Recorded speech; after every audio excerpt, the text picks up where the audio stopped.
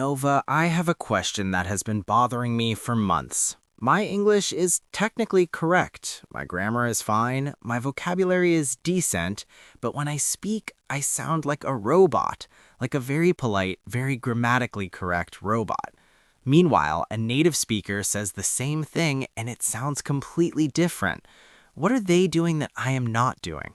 Oh, Nico, you just asked the question that separates good English speakers from natural English speakers. And the answer is going to surprise you. It is not about what you say, it is about how you say it. Native speakers use a secret toolkit of pronunciation shortcuts, connected sounds, and rhythmic patterns that textbooks never teach you. And today, I am going to give you every single tool in that toolkit.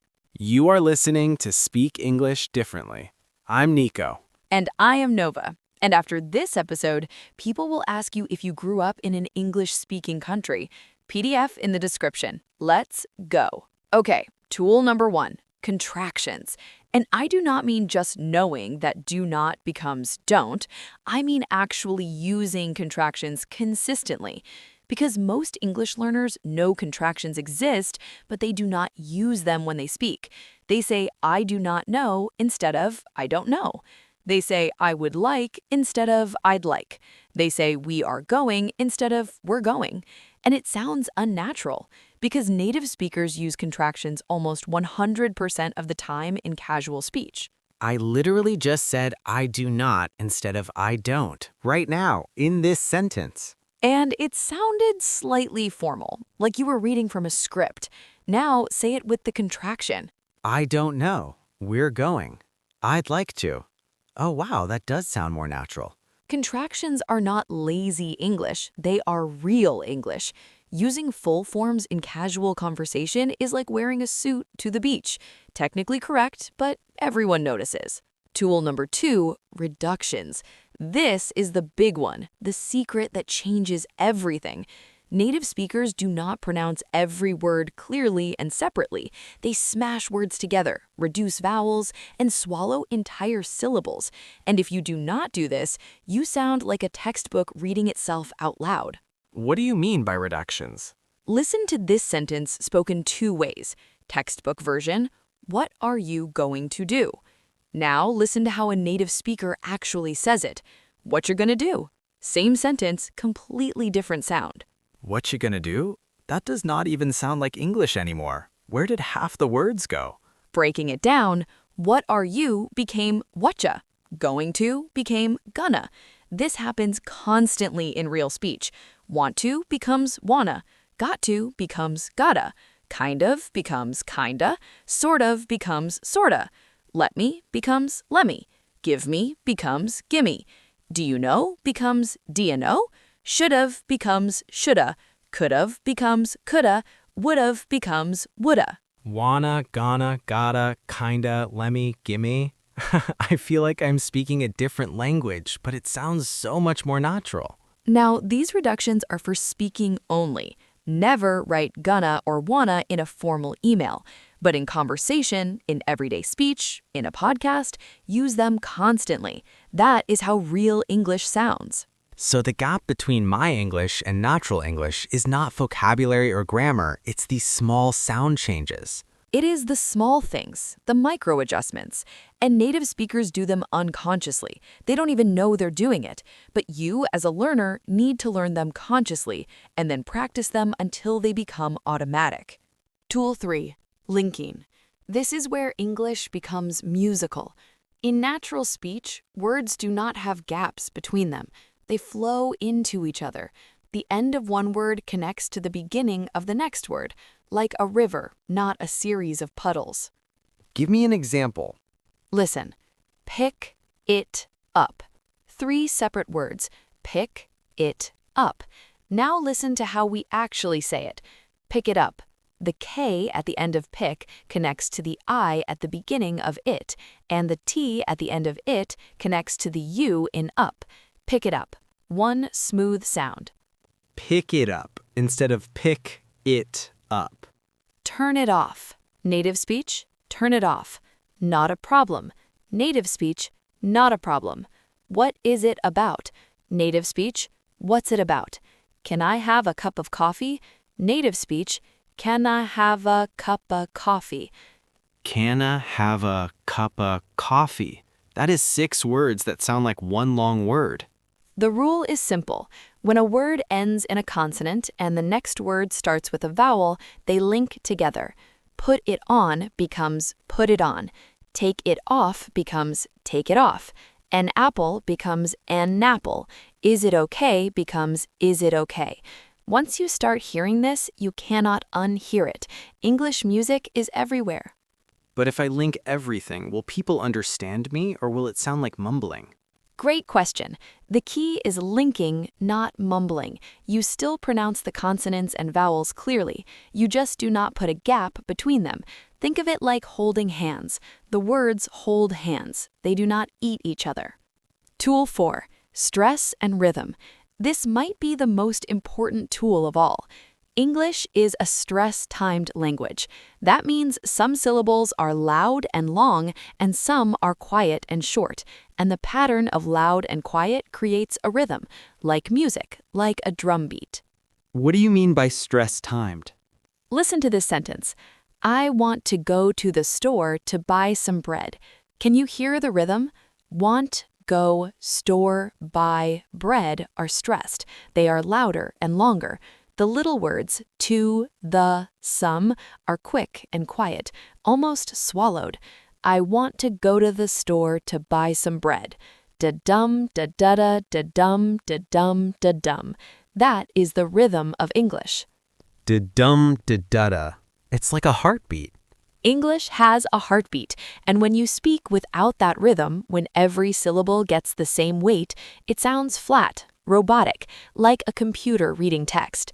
But when you add the rhythm, suddenly you sound human, musical, natural.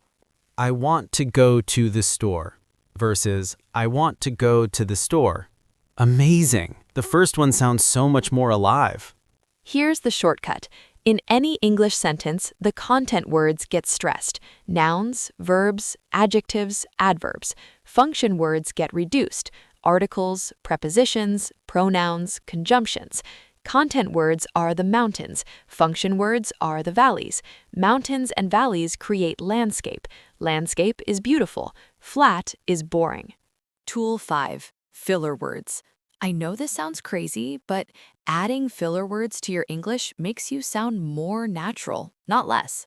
Filler words? Like and My English teacher said those are bad. Your English teacher was teaching you to write essays, not to have conversations. In real conversation, everyone uses filler words.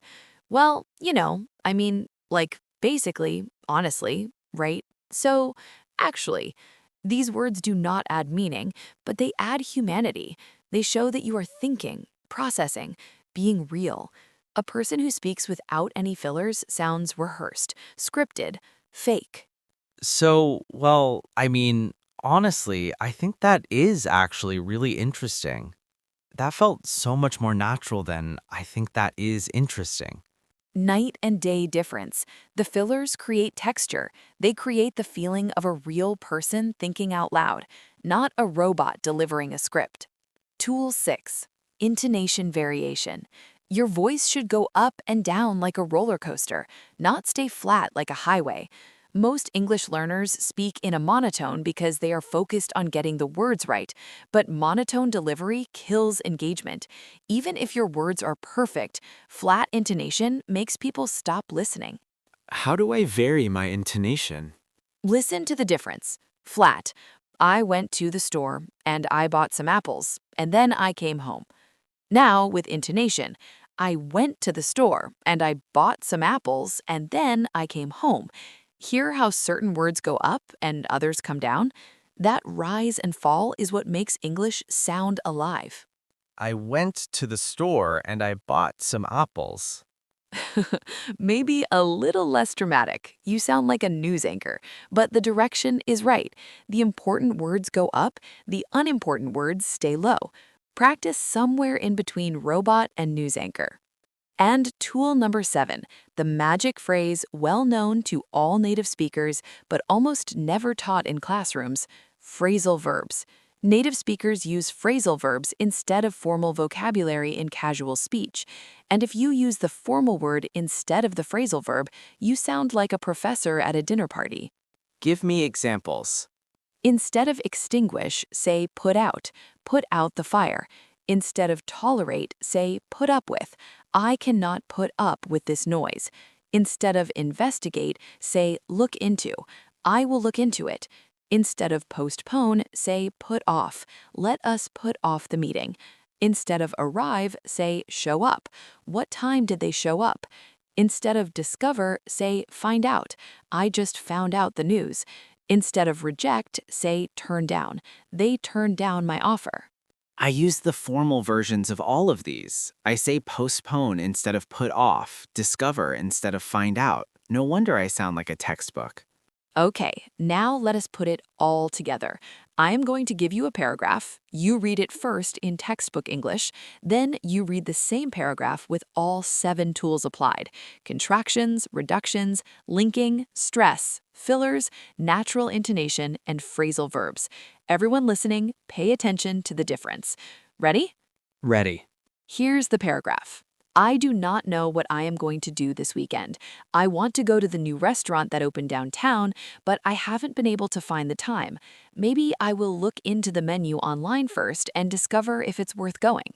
I do not know what I am going to do this weekend. I want to go to the new restaurant that opens downtown, but I haven't been able to find the time. Maybe I will look into the menu online first and find out if it's worth going.